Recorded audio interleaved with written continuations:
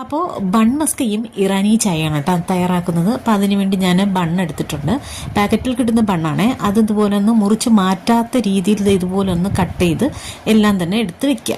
ഇനി ഞാൻ ചെയ്യാൻ പോകുന്നത് ഒരു പാനിൽ കുറച്ച് ബട്ടർ ഇട്ടിട്ടൊന്ന് ചൂടായി വരുമ്പോൾ നമ്മുടെ ഈ കട്ട് ചെയ്ത് വെച്ചില്ലേ ബണ്ണെല്ലാം അതിനൊന്ന് വെച്ചിട്ട് രണ്ട് സൈഡും ഒന്ന് മുരിച്ചെടുക്കുക.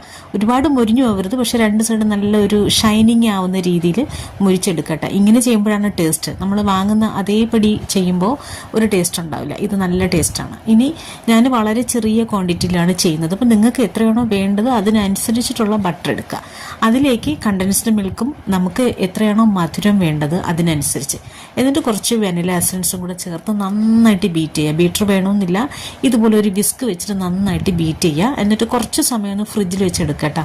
അപ്പോൾ ഇതുപോലെ നന്നായിട്ടൊന്ന് ഉറച്ച് കിട്ടും. ഇനി നമ്മൾ റെഡിയാക്കി വെച്ചിരിക്കുന്ന ബണ്ണ് എടുക്കുക. അതിനകത്തോട്ട് നമ്മുടെ ഈ ബട്ടർ ഫില്ലിംഗ് ഉണ്ടല്ലോ, ഫില്ല് ചെയ്ത് കൊടുക്കുക. നമുക്ക് എത്രയാണോ വേണ്ടത് അതിനനുസരിച്ച് ഫില്ല് ചെയ്ത് കൊടുക്കുക.